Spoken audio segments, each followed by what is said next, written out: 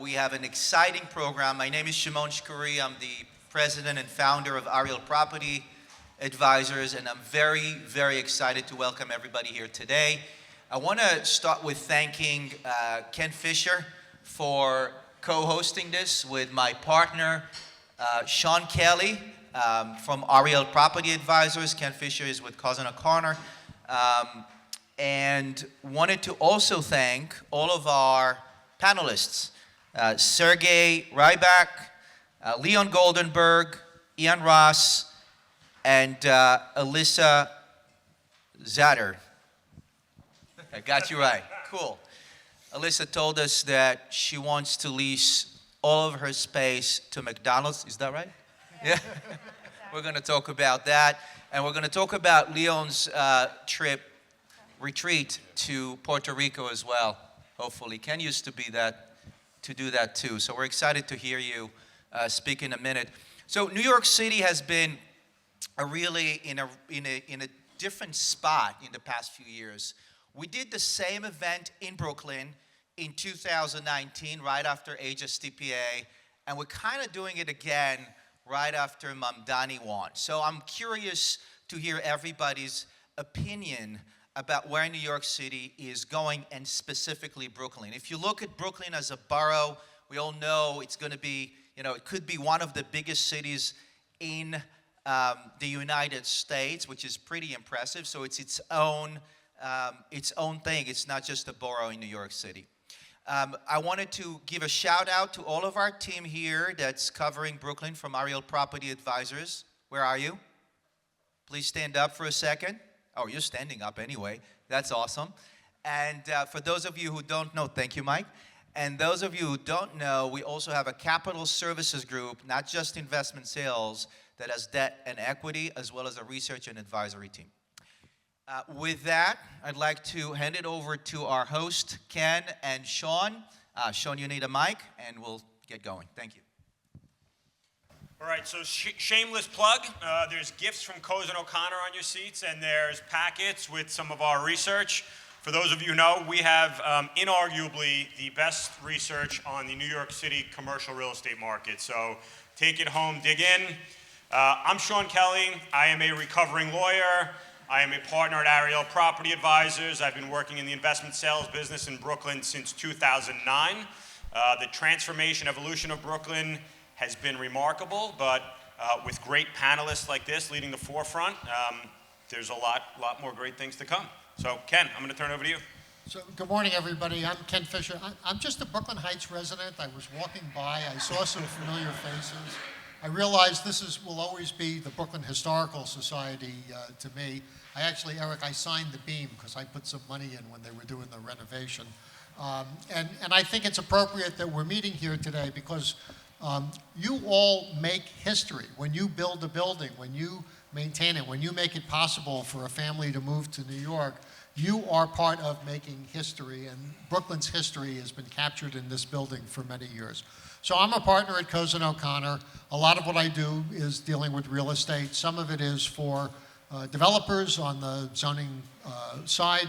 Some of it is for multifamily owners. Increasingly, that's a crisis management practice. And I look forward to hearing what you all have to say today because we've got some really terrific people on the panel. I'll ask them to introduce themselves, go down the line, starting with Leon. Leon Goldenberg. Basically in New York, I'm a multi-family owner, and I do a lot of co-ops also. Hi, Alyssa Zahler. I run office and retail leasing for Two Trees, primarily known for Dumbo, and now our development in Williamsburg. So we do all mixed use, so office, residential, retail, and we always have to have a great park grounding any developments that we do. My name is Ian Ross. I'm the founder and managing principal at SomeraRoad. We are a New York and Nashville-based real estate investment and development firm that invests all across the country.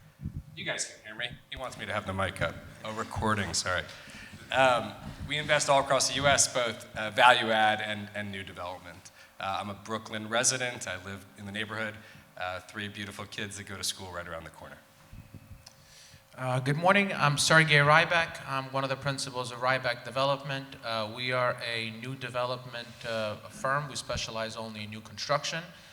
We develop in Brooklyn, Manhattan, Queens, multifamily, and condominium projects. Thank you. So, Sergey, I'm going to start with you. You sort of sprung into the real estate community's consciousness when people figured out that you were the most prolific condo developer in Brooklyn, primarily in markets in South Brooklyn where people didn't understand that you could make those numbers. You're about to go back to your roots in one way, but it's a rental project. It's a big project. Why don't you tell us what it is? Thank you. Hopefully nobody continues to understand it because we want to stay in that market. So we were recently awarded a large RFP by the city to do 500 plus units in Coney Island. That comes on the heels of us recently completing another 500 unit building, maybe literally 8 blocks away. We feel that Brooklyn is a very robust rental market. Again, our target audience is not the highest of earners. It's the middle earning bracket. We feel that that's a very strong demographic, and the finances work. When we look at a project, the biggest driver is yield on cost, and if we can make the yield on cost work, untrended, we pursue it. I think the key to our success and our ability to navigate South Brooklyn is really efficiency and really being a self-performer. We do our own construction, we do our own management, we do our own development. So that efficiency allows that yield on cost to work. And we're very blessed to win this RFP, and we're excited. How has 485X affected your thinking? When you look at a site now, is that a big factor? Yes, it is a factor now. The wage requirements do drive up cost, but the only thing that means to us is that the price of the land becomes strictly an equation of knowing what the rents are. That's a fixed cost, right? Then you plug in construction, that's a fixed cost. You plug in your margin, certainly not going to be flexible with that. And whatever is left over, that's the price of the land. So if you could make that work, it's really, that's what truly guides the underwriting. So, Sergey, you would basically say, right, like, because we haven't seen, I don't think there's been any filings for over 99 units in the outer boroughs from the last time I checked. But, so your thing is, I'm okay with the wages if I can get in at the land basis. So if there's an owner next to Alyssa in Williamsburg that says, you know what, I've owned this thing for 50 years, I want to build a great project, I want to do a joint venture, I want to bring you in, you're okay building 485X, but so long as the land price is priced accordingly. Yes, but it's not only the wage, because I think with wage comes a different sub. It comes a different set of skills. It comes a faster execution. If you could design the project the right way, I think the cost of 485X is not such a drastic difference, because if you are bringing on a contractor that could get the job done, let's call it 20% faster, and then you look at what that means to your interest reserve, which is, today's SOFR is very big. I mean, you start really narrowing the gap. So if you design it right and if you execute it the right way, I think that difference becomes, not so significant. But again, the yield on cost is the governing function, at least in our business, on everything. So you can solve the math problem, but are companies like you that are vertically integrated, handling your own construction, or your competitors that are building the infrastructure to deal with the regulatory part of 485X? I'm not familiar with anybody else who's doing this, but I think we're poised to do this the right way and in a very efficient way. And like I said, as long as the yield on cost works, we're moving forward. Got it. So, Alyssa, you are part of an organization that essentially invented the office market for the new economy. right? The conversion of Dumbo, beginning of the dot-com boom. Now every city in the world wants to have a Williamsburg or a Dumbo. So is there still momentum to the office market in Brooklyn? Yeah, thank you, and thanks everyone for being here today. Yeah, so I mean, I think the history of Two Trees, when we scooped up most of their assets in Dumbo, and I think about $6 a square foot 40 years ago, still a good deal. You know, we basically had to pay people to come down and open an office there. We had storage for the DA's office. We paid peas and pickles to please open something just so even the construction workers could eat down there. So we've seen many transformation over the years. We kind of got lucky during, you know, the tech boom, the original tech boom, where people thought these old offices were cool. Now what we're seeing is really, really interesting. I would say in Brooklyn, in Dumbo, and in Williamsburg at our Domino project, the refinery, what we're seeing is about 80% of the tenants, the decision makers, are hyper-local. So if they're in Dumbo, they live in Brooklyn Heights, they live in Dumbo, right? Or in Williamsburg, they live, you know, from Greenpoint to Bushwick to maybe they actually live in one of our residential buildings as a renter or as a condo owner, or they choose to live there. So it's really being driven by where these people, where they live, and they want to be able to go into an office that's close and convenient, and the demographic makeup of these neighborhoods is suitable for the sort of businesses that we're seeing. So I saw a map yesterday from JLL mapping all of the AI boom in Manhattan. I was like, you're totally missing Williamsburg.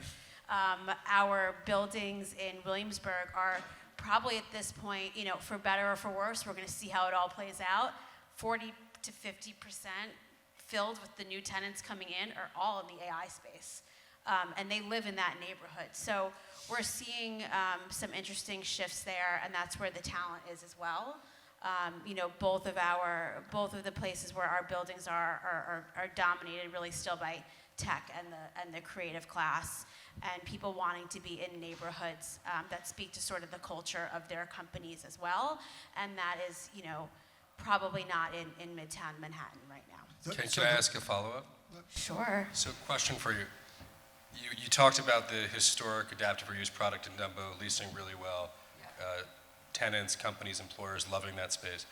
You know, we don't want to talk poorly about competitors, but why do you think the new construction on J Street has had trouble, the JP Morgan building has had trouble generating leasing traction? And what do you think about new construction in Dumbo or Williamsburg as compared to historic adaptive reuse? Oh, I'm going to be careful what I say, but I think, I mean, listen, it comes down to the basis and what did you buy your assets for? Also similar to what you were saying before, we also do all of our own general contracting. We do all of our own management. We keep all of these things pretty much in-house, pretty close to tight to the vest, which helps to control costs. So we're still able to go out and rent space at, I would say, very affordable rates, even here in Dumbo. So whereas new construction in Dumbo, and again, there's reasons why we don't buy certain buildings, right? We know what the basis is, we know what the market is, even in an up market or a down market, right? Like your swings are only gonna be so much. So for Dumbo, we're able to keep rents still around the 40s a square foot, largely because we're pre-building these spaces. They're ready for people to move in. We know what the market is, and to have rents at $90 to $110 a square foot in Dumbo, I think is still quite challenging. Yeah, I also think that some office developers are still swinging for the big company that's going to come in and take the whole thing. They've convinced their bank that Google is, you know, coming.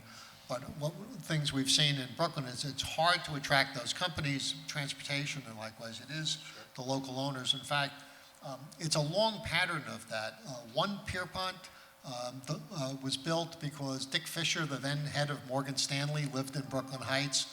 The Marriott and the Renaissance Plaza was built because Joe Steinberg, who financed part of it and took part of it, lived in Brooklyn Heights. So how do you make the connection between, how do you get people to live, work, and play in Brooklyn so that they make the decision to start their businesses here?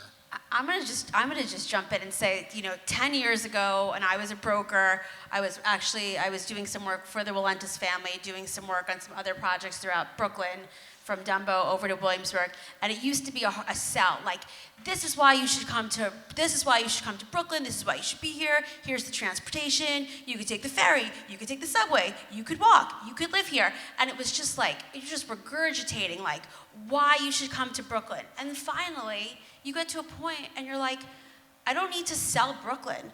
Like, Brooklyn sells itself. So if you can like shift that in your mind, like, it's this like, there's this just need to like, you have to like land the big company, right? Like, people want to be here, people live here, and it's just about like shifting what that sort of expectation is, and then you end up with great results. Like, the growth that we're seeing from homegrown Brooklyn companies or really large companies that have taken satellites with us in the last 2 years has been tremendous because there is a talent base here. Totally, but I think Ken's right.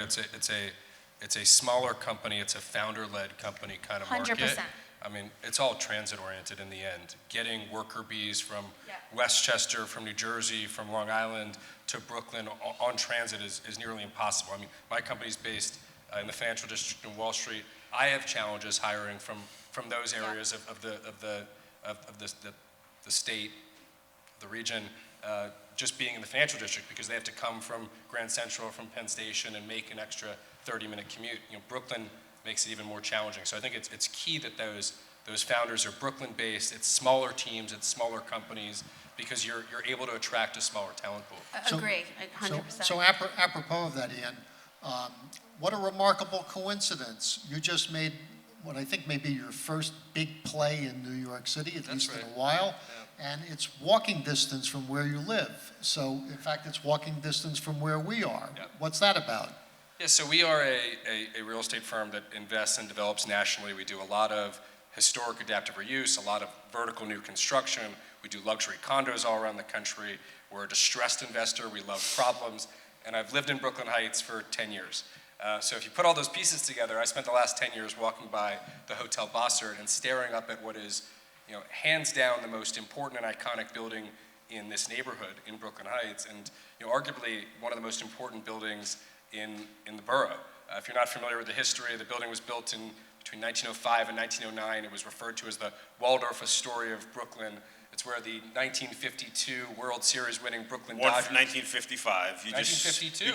1955 Dodgers. You just stole my intro from like Hold on. straight off of Am I Wikipedia. wrong? 1955 World Somebody Series fact Dodgers. I check promise that. you. Okay, all right. Sandy Koufax was on the team, and I was far from bored. 1955. But the 1955, I guess I've been saying it wrong this whole time. World Series winning Brooklyn Dodgers beat the New York Yankees, celebrated their win on the roof. It's where you had bar mitzvahs and weddings and graduations and mob meetups and whatever happened in Brooklyn at that time. But it's this iconic historic building that the Jehovah's Witnesses did an incredible, impeccable job restoring in the late 80s and early 90s. They famously would polish the side of the building with a toothbrush. It was this gem of an asset. And unfortunately, it fell into some less caregiving hands in around 2013 and sat dormant and somewhat distressed for about 13 years. And I would stare at this building for 10 years saying, why is nothing greater happening here? And I'd look around this neighborhood in Brooklyn Heights, not that it wasn't already this iconic, affluent neighborhood, but it was blossoming over the last 10 years. You were seeing townhouses trade for $25 million. You were seeing new condo product trade for $2,500 a foot, and I could not understand why this hotel was sitting vacant. So we spent 3 years prying at it through the CMBS stat, through the servicer, through the borrower, and eventually we were able to get our hands on it. I think Brooklyn Heights is, I'm biased, I live here, but I think it is this idyllic, iconic, historic, landmarked neighborhood. And I am privileged to be the new stakeholder of such an important, architecturally significant asset on a beautiful corner in a district where you cannot build new construction. What are you going to do with it? We are turning the asset into 70 luxury, branded condos with an incredible amenity package. It's going to be, no offense, but it's going to be hands down the best building in the best neighborhood in Brooklyn. And I think we're going to set a new bar in a neighborhood that deserves it. If you look, at some of the comparable neighborhoods across Manhattan or Brooklyn, I think Brooklyn Heights is at the top of the top. I mean, if you have the ability to spend whatever it takes, you're in a beautiful tree-lined neighborhood with incredible views, incredible schools, a really nice community feel. You're away from some of the riffraff and the tourists, and it's just, I think when young families look at their options in the region and they can, they have the ability to go anywhere, you look at the Upper East Side, and I think you look at Brooklyn Heights, and historically there's been a lack of high quality condo supply, and we're going to change that. So Ian, Leon's been in Brooklyn commercial real estate for the good part of 40 years. Two Trees buys in super distress and builds small cities. Sergey's opportunity buyer, bought during COVID, now doing affordable housing. You live here, you haven't bought an asset here. How do you get capital to come to New York, despite it being, the best location so it's, to me, the outer boroughs, it's Brooklyn Heights, Dumbo, Williamsburg, right? Then there's everything else. How do you get capital outside of New York to come here, particularly when we're actually not seeing a lot of private equity in the market here? Well, first off, we have 7 assets around the country. We've done $3.5 billion of investing in 8 years, 60 people, 160 projects. So we're pretty prolific across the U.S. And we haven't come to New York, frankly, because it's a hard place to make money. It's a hard place to find alpha. If you look at commercial real estate across New York City, you won't find a lot of people over the last 10 years that have made a lot of money here, created that alpha. For us, it came down to... Don't blame the brokers. You blame the landowners, as you were alluding to. It came down to finding and we've done some small off-the-run deals here. We bought a building during COVID in the financial district. We've messed around upstate. But we were looking for that entry point where we could find an asymmetric risk, we could find some dislocation, some arbitrage, and we found it. And when you can reduce your downside risk and put yourself in an opportunity to create outsized upside returns, capital comes. We've raised $1.5 billion over the last 8 years. People are excited about this neighborhood, the supply constraints of this neighborhood, and you never bet against New York. Yeah, I once had somebody who was on the equity at JP Morgan tell me he's become a friend 5 years ago, became a developer, but he said, Sean, he said, you didn't lose your job at JP Morgan when you bought something in Brooklyn Heights in 06, 07, 08, and the market turned on you. But if you were the pioneer that went out to Flatbush for Lefferts Gardens, right, there was a chance you were on the chopping block.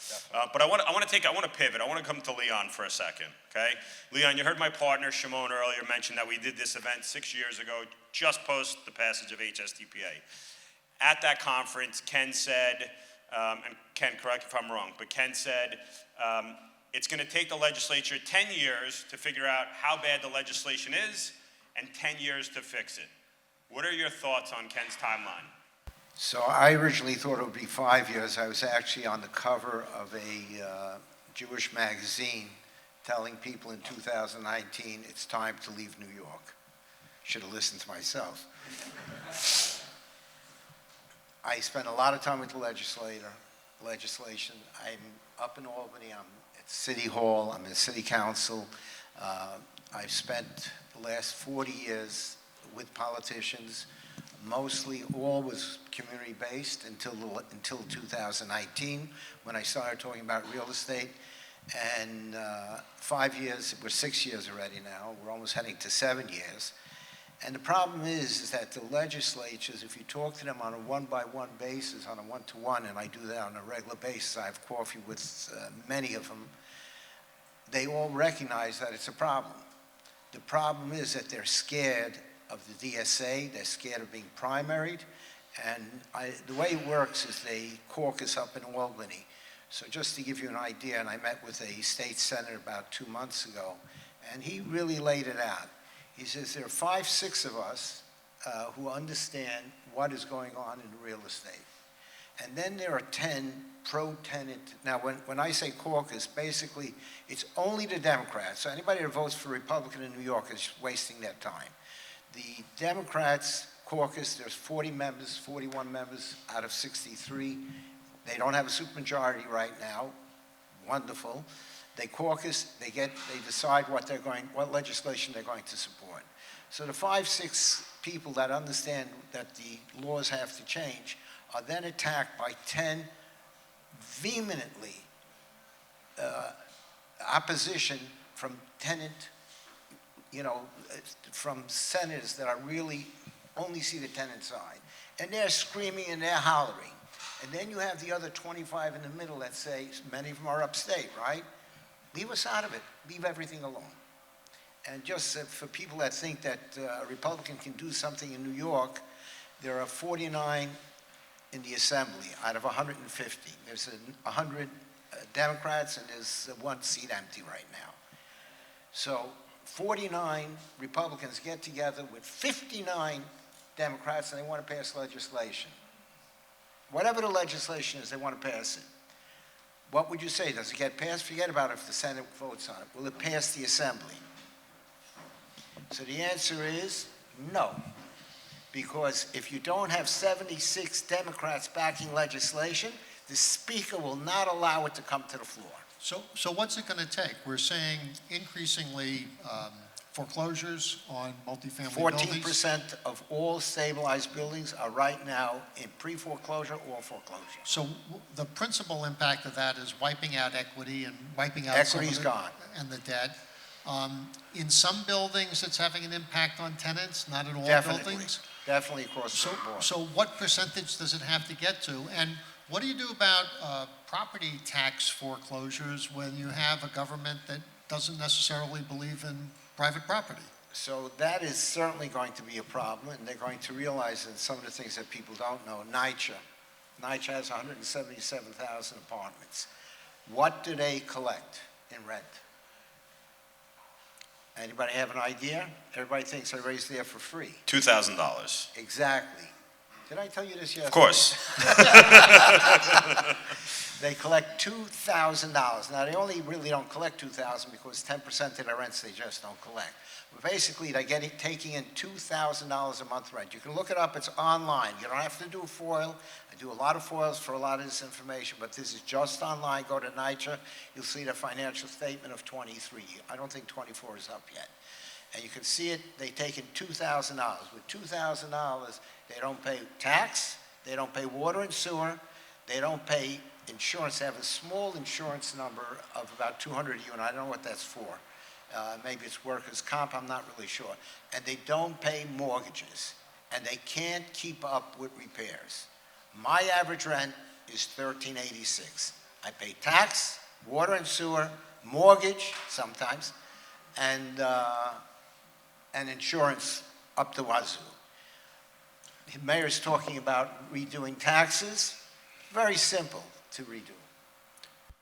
So to that point, what are a couple of fixes that, and this isn't just to help the landlords, to help the housing stock, to help the tenants be comfortable in their homes, right? And to get these buildings, because right now it's very impractical, right? We went through HSTPA, doubling of the debt markets, and now we're talking about rent freeze. We all know the economics doesn't work. So what are the couple of small solutions you think that can get us back on track? He's talking about fixing the taxes. Now, the problem with fixing the taxes, especially here in Brooklyn Heights, okay, basically what you're going to have, what you have is you have frozen taxes for 1 family to 4 families for the last 50 years, where you can only go up 20% over 5 years. Small buildings up to 8 or 10 families can only go up 30%. So what you have is an anomaly. At one time, it's hard to imagine, but parts of Brooklyn Heights, which really never went bad, really more in Park Slope, were really fringy. Places where I have some, properties, Warren Street by 5th Avenue was very fringy when I bought it. And now those apartments that are there, or those brownstones that are there, are now worth, $10 million. While the house in East New York, when I bought on Warren Street, for instance, which is back in '89, not here to age myself, but that's when I bought it, I was 6. when I bought it. When I bought over there, that brownstone was worth 250, and the house in East New York was worth 50. But now the house in East New York has gone up, no question it's gone up, but the house in Warren Street has gone up tremendously. Yeah, so it's, So go ahead, sorry. it's really messed up. There's only one way to fix it, and that is to reassess every single property, which I'm in Detroit, every 10 years, they reassess every property, and that's your new tax. Now, if you do that, you're gonna find your Brooklyn Heights brownstone suddenly going from $15,000, $20,000 in tax to maybe $200,000 in tax, based on the value, so that the co-ops and the condos, the low end, and the rental buildings will go down. I'm paying as much. I'm paying now an average of about over $3,000 for apartments that are not in high-end areas. Which is why, as a Brooklyn Heights resident since the early 90s, whose house perhaps is appreciated in value, I'm for the California solution, Prop 13, which would freeze my property taxes as long as I own the house and then reassess on Sale. on So sale. that's what a lot of other municipalities do, right? I think they do this in South Carolina, where it only gets reassessed upon a sale. Many municipalities throughout the country, if you're buying multifamily throughout the country, that's one of the things you have to take into account, because they're being reassessed then. So if they go ahead and they do that, and they really do it, you're going to vote your assemblyman out when you get a $200,000 tax bill. Candidly, I'm a capitalist, but Ken, I don't understand the apprehension to paying our fair share of taxes on townhouses. And if it compresses the value of my townhouse, so be it. But Yeah, I'm arbitraging the system in a townhouse right now, paying too little. Right. And I'm happy to admit that. So I don't know that we could withstand a tenfold increase in our property taxes. Even at the current rate, it doubles. We every- could. The house values would decline, but people would still want to live there. What's this we? And I'm serious When enough you to would say, sell your $10 million house to somebody that could. yeah, if you want to buy my house for $8 million, I'll sell it to you. But my wife and I have actually talked about this, and more importantly, we've talked about friends of ours who bought in the 80s and 90s, who now are on fixed incomes. They're or people that we know who live around the borough, who are civil servants. They struggle to buy a home. It is their retirement. And if their property taxes go up by a significant amount, they have no choice but to sell and move. When you're young, that's not so daunting. When you get to be my age, it's considerably more. But Leon, I want to ask you a question. I've heard the mayor-elect talk about the fact that while he wants to freeze rents to help tenants, he doesn't want to punish landlords. Aside from property tax reform, he's talked about perhaps forming a captive insurance company to bring insurance rates down. He's talked about bulk purchasing of heat pumps in order to help comply with local law 97. Is there any kind of market interventions like that would be material? No, the only thing that would work is if you created a separate class for rent-stabilized buildings. Buildings that are 75% more stabilized, create a separate class and use another one. Bulk buying of all these heat pumps, if the city gets involved, it'll cost more than if you do. And it's all these regulations, besides everything else, it's all these new local law 97, they all cost money. I paid $38.50 just for the person to go through my buildings. Okay? Sergey, I have a question for you. So some of the projects you've been involved with have involved rezonings. You've met a lot of elected officials as you've been developing around the city. How many of them would you say have a realistic understanding of the economics of real estate development? I think it's the topic that's a little bit elusive, to say the least. However, I think all realize that you can't build communities by doing 100% affordable housing. There has to be a mixed level of housing, and they all understand the economics are important. They may not know exactly what really drives the project economically, but all understand that in order to develop more housing, in order to build housing, in order to have a component in a mixed rental building that has affordability, it has to work. It has to work financially. It has to be financeable. It has to. You have to find equity stakeholders to be able to invest into the project. I think that's a known kind of a hurdle and a known fact. But I think, like I said, there's a little bit of a political pressure, maybe not to acknowledge that as much as it should be acknowledged. But I think it's getting there. I think the pendulum will swing towards the landlords, and I should say towards builders, towards creators of value, right? Because when we build a building, we're not just building an asset. We're employing people. I mean, our project in Coney Island is going to employ 300 people a day for at least 2 years, paying $40 an hour as the minimum salary. So, and this is what runs New York. I just want to come back to one point that you said about some of the retail. All of our retail, by the way, that we do now is not even financially driven. Like all of our projects have 100% occupancy on the retail, especially in any new development, because when we do a new development, the retail becomes just as much as an amenity, just as much as a kind of function of creating that neighborhood feel, as the actual, pool in the building or a gym in the building. So, like, I'll give you an example. We pick out specific spaces in the building, and when we buy a job, we buy out like a restaurant. So we would on spec build a restaurant, on spec build a cafe, on spec build a gym. Meaning we're not putting in floors, finishes, or whatever, but we're doing everything possible so when a tenant walks in, they can start using the space within 2-3 months instead of going through a restaurant application in New York, which will take a year and a half, once you get gas and everything else.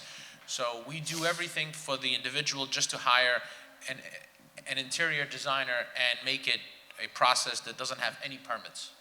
So I think doing that, I think will definitely drive retail, will create value, and will really, make these projects stand out. So that's Ken, very in important. terms of the politicians, I think, I would say 10, 12 years ago, right, NIMBY was everything, right? NIMBY was everything. The politicians were on board.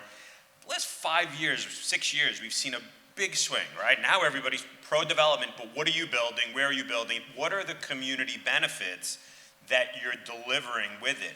What do you think, where did that shift start? Was it simply sort of and this for anybody, right? Was it the pressure on housing prices in the borough? Because it's really been a big shift, right? And there's been a lot of great rezonings that have happened. I think it started with the Gowanus rezoning. I think that Brad Lander, who was the councilman at the time, doesn't get enough credit for steering it. He was closely aligned with the community groups, but he was also closely aligned with the developers.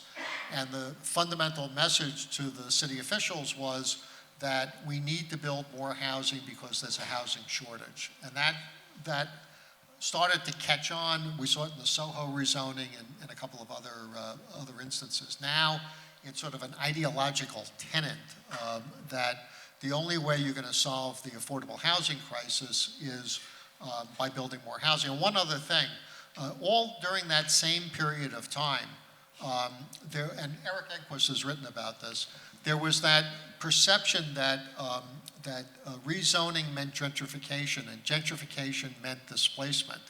And after about 10 years of that, politicians in Crown Heights, in other neighborhoods, woke up to the fact that their neighborhoods, which had no rezonings, no development, were gentrifying just as fast as the neighborhoods that were. And so I think that's when they said, well, maybe we need to rethink our position. I want to segue for a minute, now that we've bummed everybody out, into where some of the opportunities might be. And one of the things you'll see in your packages, every couple of years, I put together a map that shows where your silent partner, or maybe not so silent partner, government, is telling you to build or not build. So don't build in a landmark zone, don't build in an IBC, right? But there are places where the government will take steps by rezoning, by making investments, by doing other things that actually can create some opportunities. We're going to see that, we think, with the Brooklyn Maritime Terminal, which I believe should be the terminus of the BQX, a rail line going up to Astoria, which Two Trees has been actively supporting for many years. And we're also going to see the IBX, which is the governor's plan to use a underutilized Long Island Railroad tracks to go from Bay Ridge to Queens. It's about half funded. It'll be 17 stations, I think, link up with many subway stations. If you look at the map that we distributed, you'll see that route highlighted in red. So there are plans from the Building Congress and others to rezone around where the transit-oriented development can go with the stations. But these are largely in markets that there are no comps. So if New York follows its traditional pattern where development follows transit, we've seen that with all of the subway lines that get built, it potentially is a very significant opportunity. But I wonder if we could just go down the line, what does government have to do to make that opportunity turn into something specific? Sergey, you want to start? Well, I think they should if they can, make the rezoning process a little bit more transparent and a little bit less taxing. I think that's a big thing. When you're doing a rezoning or starting a rezoning, it's really a very expensive process, and it's really there's too many obstacles in terms of not knowing who your elected official is, what their opinion may be, what the process is, and how long it will take. If there could be a more streamlined process in identifying lots that should be rezoned, can be rezoned, and what the desired impact of that rezoning should be, I think that'll make things a little bit better, and that'll attract a lot more capital. Ian, you've had experience around the country of convincing lenders to go into neighborhoods where there was no development. What is it? How do you transport that experience into Brooklyn? Yeah, I mean, listen, when you look here in Brooklyn or across the city, we all want the same thing. We all want affordability, and as you said, Ken, the number one way to get affordability is new supply. So you ask, what do the politicians need to do? They need to get out of their own damn way. When we look at the BMT and we look at what can happen there, I mean, it sounds simpler than it is in practicality, but we need transportation, we need schools, we need infrastructure. You and I have talked about this at length, but you got to solve those things. You got to solve the triple cantilever BQE. You got to get down to the hard business of solving problems and effectuating change, and it's easier said than done. So if you were advising a developer about building in this uncharted territory across central Brooklyn and Queens, what would you be telling them about commercial space and retail? I mean, I think for commercial, at least for office space, I think what we've seen, again, we were talking about these smaller tenants, it's really driven by principles, right? So where do these people live? And again, I guess that also comes down to infrastructure and transportation, right? Ease of getting to where you want to go. Obviously, that's why we've been supporting the BQX and trying to find easier ways for people to get around the city from, so people in marginalized communities and other areas are able to get to the places they want to get with easy access as well. Leon, you've owned property in neighborhoods like this, your entire career. What do you think it would take to make a new development successful? I'm not a developer, and so I really can't, you have developers here that can really answer. It's not my area. I've done a little bit of development, more out of town than in New York. And I develop retail. Well, let me ask the question a different way, because you know your tenants. Do you think they're going to be welcoming of, apartment buildings and neighborhoods that might not have them now, or do you think they're going to just want to be left alone? So everybody's convinced that gentrification and new buildings drive rent, which is not so. I drive around all over. I mean, we're in all the boroughs. We're 4 boroughs plus Staten Island. It's a 5th borough. I mean, Leon, come on. Sorry. Come on, Leon. We're in all the boroughs. We do have in Staten Island, we do have residential also. And people, except for Staten Island, but even there by the water where we have a building, new construction is all over. It's not driving gentrification. What's driving gentrification is being able to get to work easy, which is, with 2 trees. And, we got to go further, a block out further, because we can't be in Dumbo. Not everybody can be in Dumbo, so you get a little bit further out. And people are just moving to areas as the city gets safer, and has gotten safer from the 70s and 80s and 90s. Nobody remembers, but in 1992, I think 2,200 people were murdered. So it was a whole different city. That's not that far back. So that is driving a lot of it also. People feel safe walking around neighborhoods. And as stores open up that cater to the newer people, that also drives it. The murder rate started to go down. I got to the city council in 1991, just saying. Sean, At 20 years old? Sean, you keep your ear to the ground when it comes to financing. Interest rates, capital flows, who's in the market, who's not. Is the faucet half open or half closed? I would tell you, where is he? Matthew Zabonik. Come here, Matthew Zabonik. Matt is one of our senior directors running capital services, focusing with me on Brooklyn. Matt, this is who's in the market, who's providing debt, who's providing equity, what do the capital markets look like? On the debt side, everyone's back, outside of a few key name banks. On the equity side, I don't think we've really seen a huge inflow yet. We're starting to see trickles. Acquisitions are definitely picking up, but that is still, I think, what's holding back most people from taking that next step and that next acquisition is raising the capital. I think you hit. Yeah. Can I ask you a question about that? Because in our real estate finance practice, we're seeing a lot of alternative lenders, not necessarily the money center banks. Is that what, are we seeing the right thing? Yeah, I think there is a lot more private capital now than ever, and I think that private capital is also starting to infiltrate the 5- and 10-year money specter. We're starting to see, and there's a lot of different names, but private credit funds who are able to put out 5-year money, fixed rate for existing multifamily deals. Rates probably a tad higher because of how they have to be structured, but they're able to give interest only, flexible prepay, higher leverage, better DSCRs, and I think we're just sort of at the beginning innings of that. And I think that will continue to go up the longer we go. I think with the more regulations you put on banks, the harder it gets for them to lend individually, but the easier it is for them to put out money to platforms. And those traditional banks have probably largely moved from writing the direct loan to just back levering private credit. Yeah, exactly. And whether that be short-term bridge loans or these longer-term fixed-rate products, I think you're going to see that be the next wave. We saw CMBS as sort of the major lending type around the country in the 90s and 2000s. Agency really took over in the 2010s. I think we're poised for that next lending opportunity. So Matt, stay here for a second, because one of the things that upsets me is Leon's not buying New York City real estate, and he's been telling me this for years, okay? So let's pretend I have a 50-unit building that Leon's been trying to buy for 20 years on Ocean Parkway. It's pristine, no local law 11 issues, collections are great, paperwork is great. What is the best quote for that product today? Fully rent stabilized. Agency. Agency, and what is it? Or agency and CMBS, I should say. Okay, rate terms. Agency, you're probably looking low to mid 5% range. CMBS, you're probably looking high 5s, low 6s. But you're going to get full-term interest only on the CMBS quote. Leon, what cap rate do you have to buy that building at today?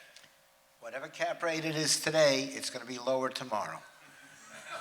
Yeah, or you can, if you know somebody at Carlisle, they can do it with balance sheet financing, because they've been investing in stabilized housing around the borough as long as it's in good shape. I think what you're alluding to is you have to be prepared to take negative leverage in New York if you want to buy real estate today. Yeah. Stabilized cash flow right. real estate, and you have to believe in rent growth.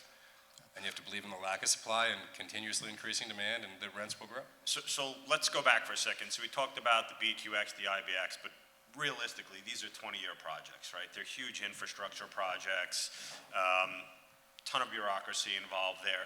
We have 50,000 vacant rent-stabilized units in New York City today. We need 500,000 units. By when, Shimon? 2031?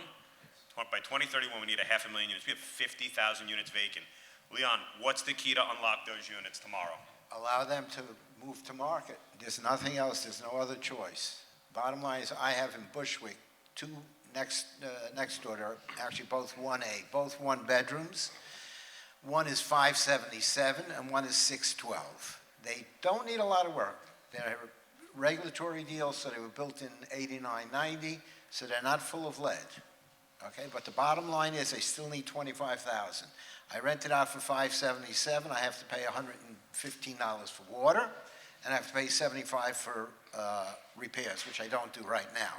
Since the apartment's empty and I'm not running any water. So basically, I'm taking $377 and $412. I got to put in $25,000. It'll take me 5, 6, 7 years to get my money out. Now, if you want to tell me how that makes sense, then I'm all for it. The city had a program of $25,000, which they just raised to $50,000. That might make a difference. I've been talking to Ahmed Tijani. I'm actually having coffee with him, I think, hopefully next week. He's the housing commissioner. Of how to get that $50,000. But the problem is that they always, whenever they give you money, they tie your hands. So Cuomo actually said, how about I just write you the check for $50,000? You show me the bills, I write you a check. That would work. That'll never happen in the city. But that's the reality. Somebody's got, even then, do I need a tenant for $377? Do I need a tenant for $412 who may not pay rent? I have one case, which is another fix that needs to be done, which is the housing court. I have one case that has an index number of 17. What does that mean? That's when the case was started. 2017, and the tenant is still in the apartment. I've gotten ERP. He's not a legal tenant. Somehow he got, ERP, and I've gotten some money, but he still owes me on $1,000 rent. He still owes me $65,000. So the court system is another fix that would help a lot, because collections, the low income, the nonprofits said that their collections went from 96 down to 90. And that's because there's no reason to pay in New York. Anybody that is a tenant and pays in New York should have his head examined. What for? I hate to say it, but that's what it is. So that's another fix that I think is incredibly important, is fixing that. You go in the first time in court, and the judge says 7 months out is your next hearing. So, Sergey, Leon seems to be somewhat pessimistic about the future of the market. Would you consider yourself an optimist or a pessimist at this point? Well, I'm personally doubling down on New York, so that's definitely. But that's an a optimist. totally different market. Yes, correct. We're in the all of our product is completely free market, so everything is beyond the destabilization threshold. But I also think not enough attention is being paid to home ownership, because yes, we're creating all these houses, we're trying to create this housing, but it's very transitory, right? So. Our initial business was condominiums in the outer boroughs, and that died when there was a famous article that came out when the 421A died, where some guy in Gary Barnett's building and paid $100 million and is not paying any taxes. But effectively 99%, I don't want to say 99, but a large majority of home ownership, especially in the less prevalent areas, was created via condos, right? And these tax abatements expired, and it's almost like guaranteed income for New York City, right? So in 15 years of the expiration of the tax abatement, a two-bedroom went from paying, let's call it, $500 a year to now paying $12,000 a year, right? So that's a guaranteed income for New York, and there's plenty of those condo projects. So I think another change that could happen with the city of Yes, especially allowing for more density when you do affordability, they need to bring on a home ownership option. So a condo essentially could use the extra FAR that it creates, but it should be sold to the same proportion of level income as a tenant would pay, right? So you would discount that based on the rent very proportionally to the sales price as well. Because New York is not only a renter's market. People want to create equity. They want to pass something down. That's how a community gets built, and I think that's how you build ultimately the tax base, right? So you have the Trump 50-year mortgage coming to help you out with that. I don't know. I think it's more like a soundbite. But New Yorkers want to stay in New York, and I think we should not neglect them, right? We should create opportunities for people that can call New York home, not just as a renter on a 2-year deal, but a permanent base. And by the way, it did exist, right? I know most of the condo product that you built in South Brooklyn was just free market, but there were condo projects done. In fact, Carlisle was the equity one on Fulton and Waverly, right? That had free market, retail, and affordable housing units. And I remember looking into this and looking into the affordable units, who they were sold to, and it was a musician, an artist, a student at Pratt, right? So it did exist. I agree. It's something that the legislature has to address. Although it's kind of contrary to the DSA philosophy. And, but I think that we've seen some suggestions of reality penetrating with Mayor-elect Mandani. He started out feeling that only, land trusts and not-for-profit groups should build housing. He now actively talks about it has to be mixed, and there's a role for the private sector in development. Alyssa, Two Trees historically has favored rental housing for its residential. You've done some very successful condo projects opportunistically. As we look at, say, River Ring, which will be the next development project, is that going to be rentals, condos, or will it depend on the market? Yeah, so we've traditionally been rentals. Back at 1 Main in Dumbo, the Clock Tower building, actually, when you talk about the makeup of the people that were originally buying condos, there's still a lot of those original sort of artists in those loft spaces today, obviously mixed with much higher paying condo owners today. So we really kind of started that down in Dumbo. But we just launched One Domino Square, which has been basically the fastest selling condo project in the borough this year. So What are those numbers? What are you selling those on a per square foot basis? It's not my total wheelhouse, so I won't. About 2,000. 2,000 a foot. Yeah. 2,000 a Yeah. foot. So, segue, I came into the market in 2009-10.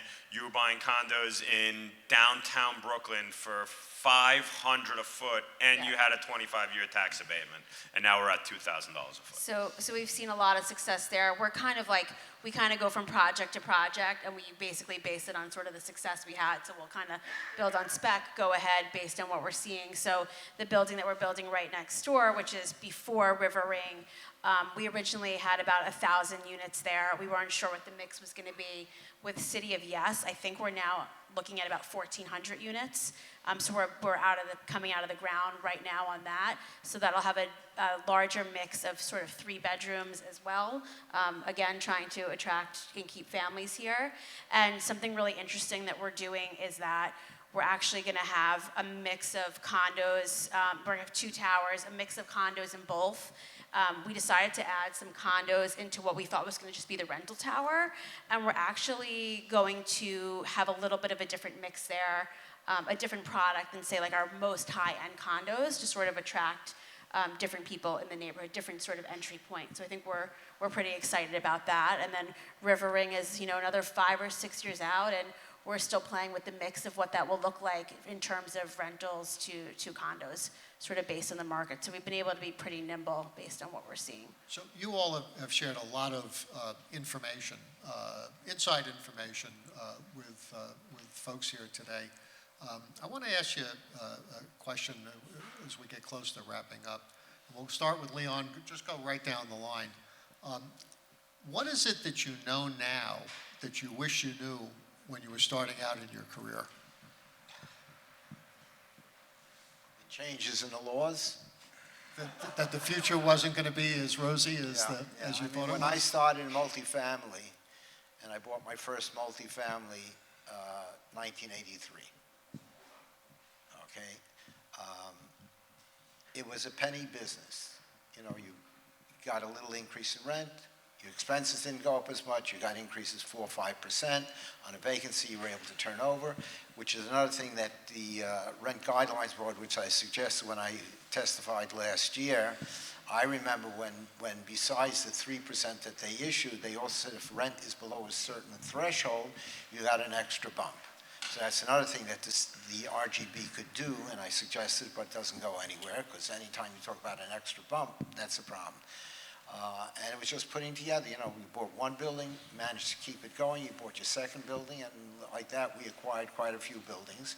And the HSTPA, which we knew there were going to be changes, but, really the governor is the one that really screwed us by signing the bill that the state Senate passed. That would be Governor Cuomo. Governor Cuomo, who just put his foot in his mouth by saying, whatever you pass, I'll sign, and recognizing that that was a bill that just didn't make sense. I mean, it's totally destroyed multifamily housing, rent stabilized, and I tell you that in the next, if he passes 0%, you're going to see the 14% foreclosure rate double in 6 to 9 months because nobody's making money. So it sounds like what you wish you knew then was to be buying someplace else. That's Alyssa, right. what do you know now that you wish you knew when you were getting started?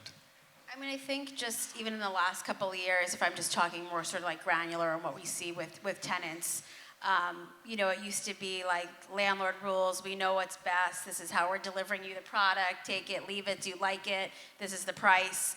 And now it's the communication between landlords and tenants from an office side is so much more fluid. We really pull them, we listen to them, we take feedback on how people want spaces built.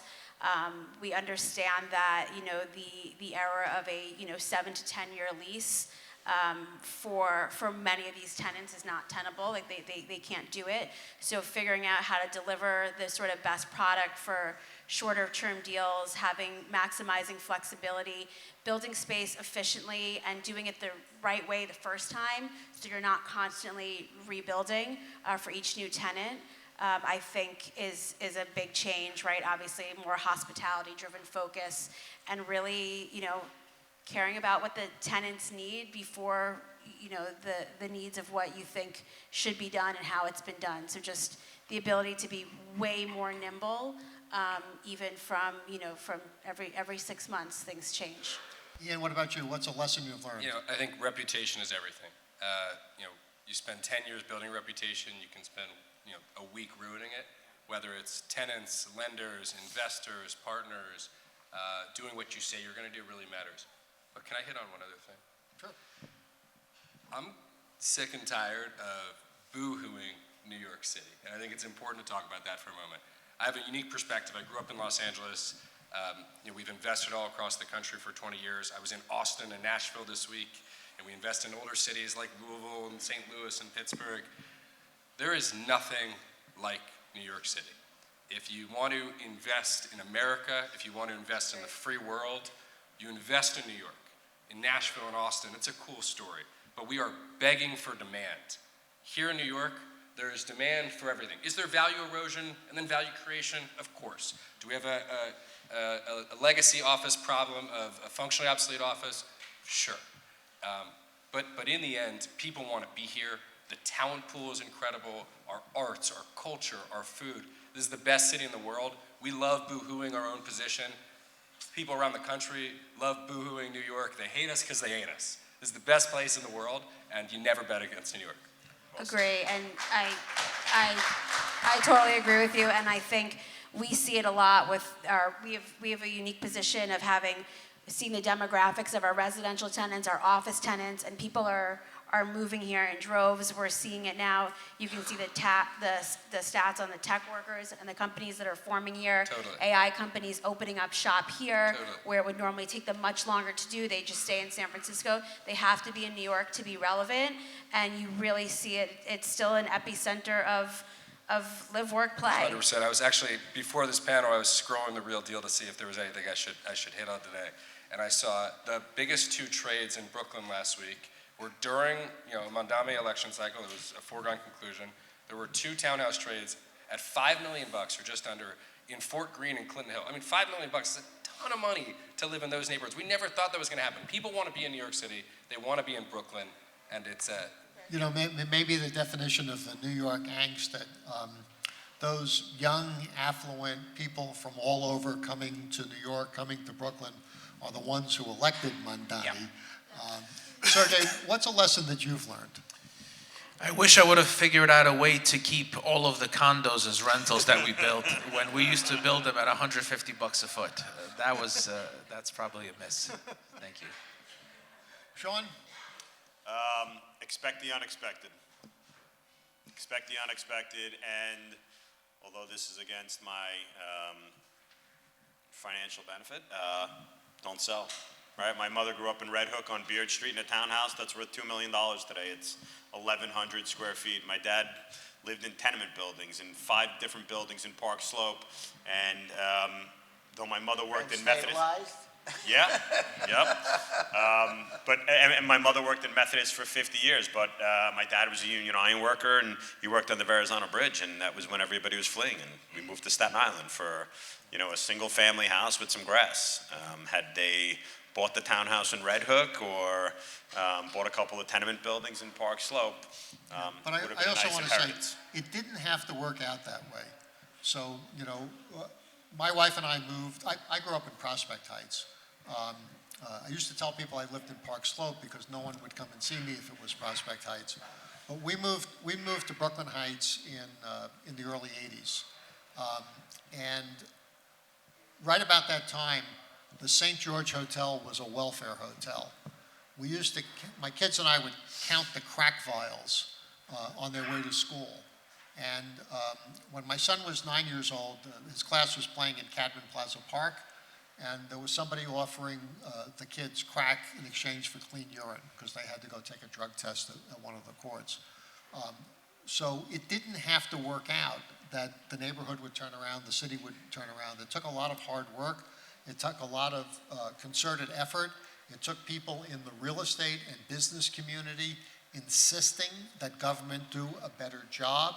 And it's only going to continue to prosper if everyone in this room becomes active in letting not just the elected officials, but other stakeholders know what's important about making that prosperity last. And again, I think the prosperity of New York, or the resurgence of New York, probably started in the Giuliani administration, right? I grew up in middle-class suburban Staten Island. It was much like the rest of the city. There were no backboards in the schoolyard, right? There were broken bottles everywhere. The parks weren't taken care of. So I think it's to your point, it's easy to poo-poo on New York and what's going on. But what's happened in this city in the last 35 years is really incredible, from suburban Staten Island to the Bronx, right? We have luxury apartment buildings in the Bronx now. But we can't let it go back there, and I think that's the Yeah. So just on that note, somebody who doesn't get a lot of credit. Before Giuliani was Dinkins. David Dinkins went up to Albany, and David Dinkins went up to Albany and asked for an MTA tax, which allowed the city to hire 5,000 police officers who started to go into the academy under David Dinkins, and my community voted completely against him because of Crown Heights. That's when we lost faith in him. But that's what made the difference, was David Dinkins hiring 5,000 police officers, which came in Giuliani's term and allowed the police to be, and also change in police tactics that were done. All right, did anybody hear anything new, something you didn't know today? Raise your hand if you heard something new today. Okay, so I hope you found this was a worthwhile event. And I want to thank you, Ken. You practice what you preach, and you've put 30 years into being a public servant on the public side as our council member and on the private side. We admire you a lot and appreciate all your efforts in effectuating change and making this a phenomenal place to live. So thank you. So thanks to all of our panelists. Thank you to all of you. Thank you to Sean and Ariel. And Sean, why don't you give us the benediction? I hope everybody learned something today. I hope everybody learned that despite the struggles or the noise you hear politically, nationally, locally, New York is a phenomenal city. It's incredibly diverse, eclectic, and if we all just fight for our city, fight for the prosperity of everybody, right? We'll be a better place. Thank you all for coming. Thank you.